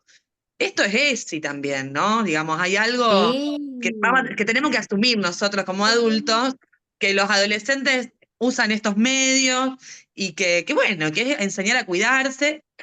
A mí el año pasado, digo, en ocasión de mi trabajo, pero que no fue algo que llegara, ¿no? Fue una trabajadora social que consulta con relación a una situación, no llegaba a una viralización en redes, pero digamos, una situación bastante abusiva con una chica en una escuela, digamos. Entonces, sí. Y bueno, ¿y qué abordaje le vas a dar a eso? ¿Penal? Digamos, no, entonces quizás sí, bueno, si a alguien le interesa que vaya por la vía penal, que vaya, pero digamos, el abordaje es de promoción de derechos, es de cuidado de una, ¿no? A las chicas, y el cuidado a las compañeras, a las amigas, a las parejas, por parte, a los varones también. Ni más ni menos que eso. Lo mismo pienso también en relación al juego online, los adolescentes. Hay algo ahí, la ludopatía, un problema también en los adultos, entonces digo, y los adolescentes tienen estas características, que es todo como un poquitito más allá de lo que hacemos nosotros los más grandes, digamos, que vamos. Entonces, bueno, qué sé yo, es complejo igual, pero tenemos que aprender a tolerarlo y desdramatizar algunas cuestiones también. No sé, le pienso en esto. Y yo no, iba a introducir un tema más, pero me parece que es mucho ya. Con ¿Puedo, relación a la. puedo Dejo. tomarla?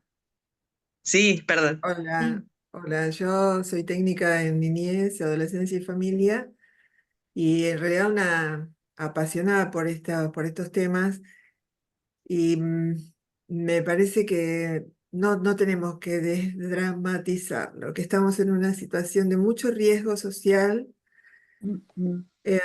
que son los chicos que nos van los jóvenes y los adolescentes que nos van a preceder y, y que hay que hacer mucho sentido, mucha educación, que sí es cierto que tenemos familias disfuncionales, pero eso no es Invalida. fundamento, no es fundamento para que los niños estén criados como se están criando hoy, con falta de autoridad.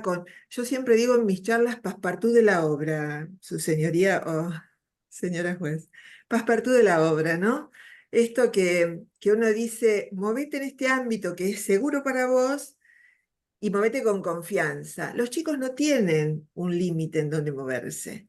Y en esa falta de límite, como es el tema de, yo estoy haciendo un trabajo ahora con respecto al uso de las redes, porque sería muy interesante que también se regularizara, como está en Buenos Aires, en la provincia de Santa Fe, el uso de las redes en las escuelas, que ha quedado así como al libre albedrío de cada escuela, ¿no?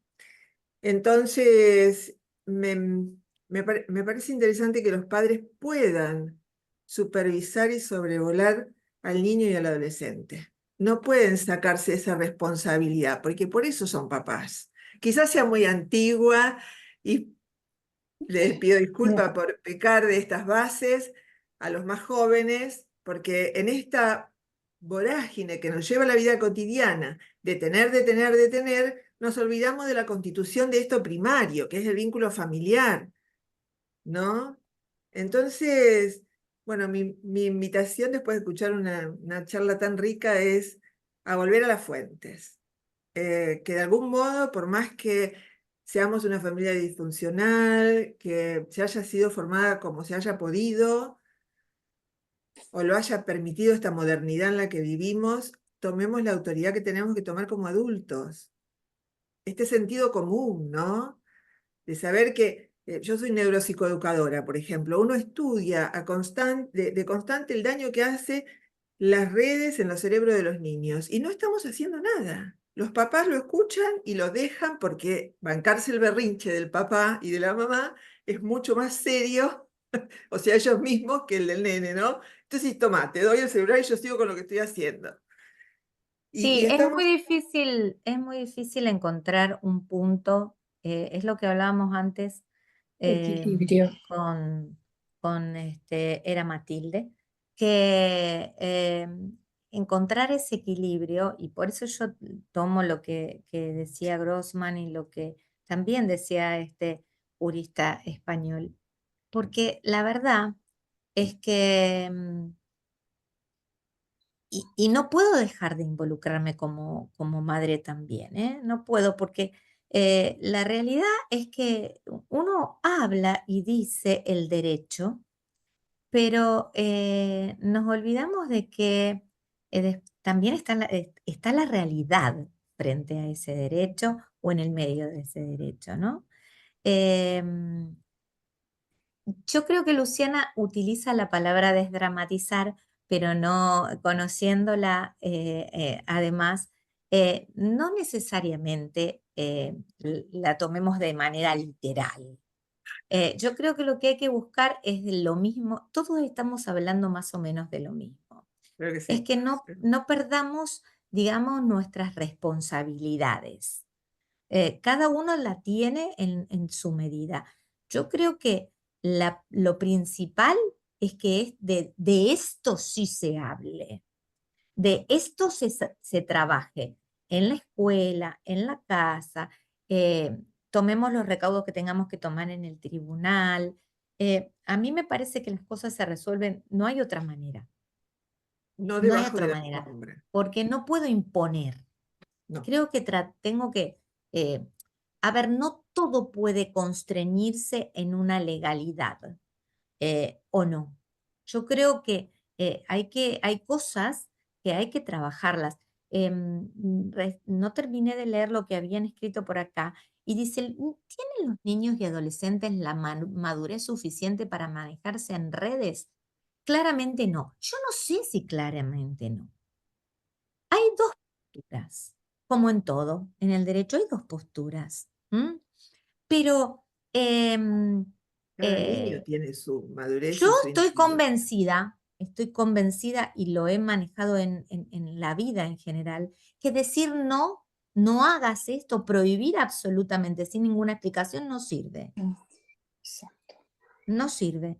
Entonces, a ver, decir hace muchos años cuando mis hijos eran chicos, no se podía ¿Por qué mirar no? los Power Rangers. Una antigüedad, le estoy diciendo, pero bueno, no se podía, porque traía violencia.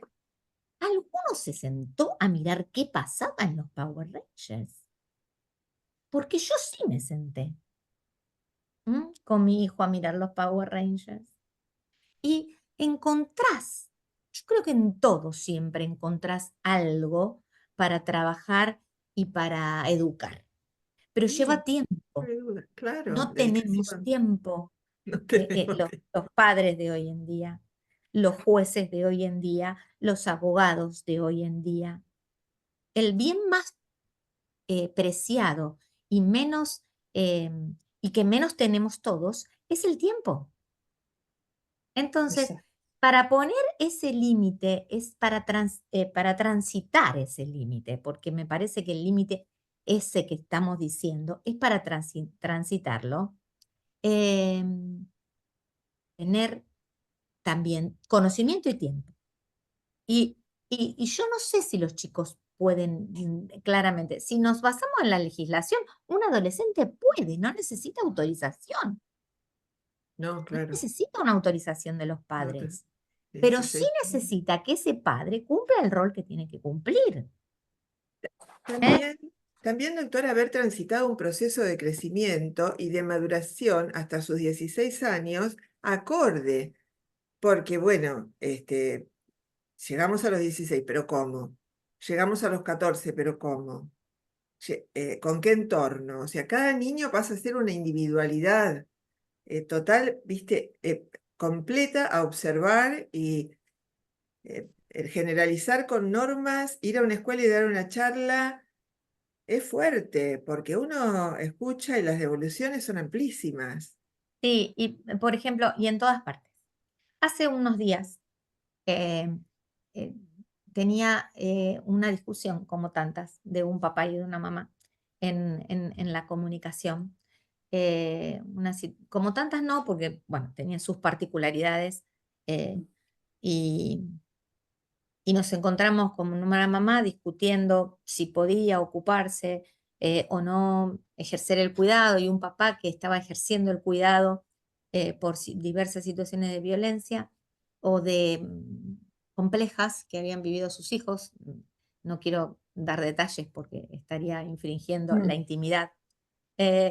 Pero en esa situación y en ese marco, el papá y la mamá discutían de cuánto estaban involucrados en la vida de sus hijos y que la niña, que tenía 12 años, apenas cumplidos, estaba en las redes y me lo mostraba uno y me lo mostraba el otro en el teléfono, se exponía mostrando su cuerpo, como lo hacen el Sí. 80, y estoy siendo corta, el 80% de las adolescentes en estos tiempos. Que lo pueden trabajar de una manera o de otra, sí, lo pueden mostrar, porque yo me puedo mostrar tranquilamente y puedo enfrentar y decir, sí, me muestro, ¿y cuál es el problema? ¿Mm? Yo tengo derecho a Tenía mostrarme, 12. y nada Tenía más. 12, Pero la nena tenía 12, pero 12 no claramente. puede. Entonces, 12, No puede. pará, a ver, no puede. No dicen, la ley no dice no No, puede. La ley No. dice, habla de la capacidad progresiva de una claro. niña que había vivido una historia particular en esta familia disfuncional. ¿Mm? Entonces, yo digo, ¿quién tenía ahí que hablar? Porque los dos padres se peleaban delante mío. Yo pregunto algo. ¿Acá la que tenía que hablar era yo? No. Tenían que hablar sus padres. Tenían que trabajar los padres. ¿Hasta dónde y cuál eran las vicisitudes, vamos a decir, por las cuales tenía que atravesar esta niña mostrándose? ¿Para Porque, qué? ¿Qué busca, o no? En ese el por qué mostrar. y el para qué, Claro, ¿viste? Porque ¿qué está ¿no? pasando ahí, no? Entonces, yo lo que claro, bueno, pero vuelvo a decir, yo tengo que ponerle el cartelito en mi oficina que siempre dije, esto no es una escuela para padres. Pero termino diciendo cosas que no debería decir, porque yo ¿quién soy para indicar cómo tiene que ser padre uno o cómo tiene que ser padre el otro? Pero sí creo que como nada es claro en los niños, niñas y adolescentes en cuanto al no, yo creo que el no por el no mismo no sirve. ¿Mm? No, El no No. tiene, no, de acuerdo. el no o el sí, sobre todo el no, tiene que ir acompañado de una explicación. Y Tiene que ir yo, Sí, acompañado de un porqué, yo de un digo fundamento. perdón. sí, sí. Entonces ahí ese límite lo vamos a sortear. Lo vamos, digo yo, no sortear, lo vamos a transitar, me Claro, parece. la palabra está bárbara, porque uno puede entrar y salir de la circunstancia en un proceso de aprendizaje, ¿no es cierto? Esto que decimos por un lado que no, ¿por qué? Conceptualizando el por qué, y entramos y salimos de esa situación junto con el adolescente o con el niño, acompañando. Fíjate que si vos te quedás mucho tiempo mirando acá, te va a pasar esto. Fíjate que si haces mucho esto, no podés hacer esto, no vas al club, no disfrutás de otras cuestiones. Bueno, buscando los fundamentos, ¿no es cierto? Que eso se puede enseñar, se aprende, pero es como vos decís, un tiempo, y el tiempo todo el mundo lo está usando, el que puede, lo necesita para trabajar, y el que no es muy yoica. La sociedad está muy centrada en el yo, y no en el niño o en el adolescente. Bueno, yo les dejé preguntas y cuestiones para Sí. ver hasta dónde podemos llegar y cómo entre todas podemos eh, encontrar alguna respuesta o alguna mínima respuesta. Eh, Me parece que estamos cerca del horario de finalización, por Sí, eso es que estoy tratando de sí. cerrar, No, como dicen está bien. La en verdad es la que tele. cuando cursé esta invitación a la doctora García me decía, y 2 horas es demasiado tiempo, y en realidad creo que, bueno, y afortunadamente nos deja espacio para seguir hablando, repensando y proponiendo nuevas ideas. Eh, Se nos plantean muchísimos interrogantes con relación a todo esto. El planteo ha sido tan amplio, ¿no? Que fundamentalmente lo primero que podemos decir es que bueno, el avance de la tecnología nos plantea y nos va a seguir planteando un sinnúmero de desafíos, y que esto lógicamente nos interpela como adultos responsables de niños, niños, adolescentes, y también como profesionales responsables del derecho de las familias, que esto nos lleva también a repensar nuestras propias prácticas vinculadas a todas estas cuestiones que estábamos comentando recién, como el acompañar fotografías, el modo en que se introduce la escucha de un niño dentro del marco del proceso. Y espero que todo esto no quede en un simple diálogo, sino que todos y cada uno de nosotros, desde sus respectivos lugares, pueda llevarlo efectivamente a la práctica, ¿no? No solamente que esto sea un espacio de reflexión, sino que también sea un espacio de cambio de nuestro propio accionar. Por lo pronto, Silvina, súper agradecida por el tiempo que le has dedicado a preparar esta charla, esta disertación. Te comprometemos para el año que viene, para nuevamente sumarte a este espacio, que es tu espacio. Perdón por haberme olvidado de mencionar que habías sido presidenta de este instituto No, durante mucho tiempo. Y bueno, como es tu espacio, te convocamos el año que viene a seguir abordando otra problemática vinculada a los derechos de los niños, niñas y adolescentes y su protección. Bueno, con gusto y muchas gracias a ustedes. Espero haber sido un poquito útil para que nos interroguemos. Eso es lo fundamental. ¿Mm? Seguro. Bueno, ¿Eh? muchísimas gracias también a todos los disertantes, no, perdón, a todos los asistentes, a la disertante especialmente, y nos encontramos en nuevos encuentros del instituto. Saludos a todos.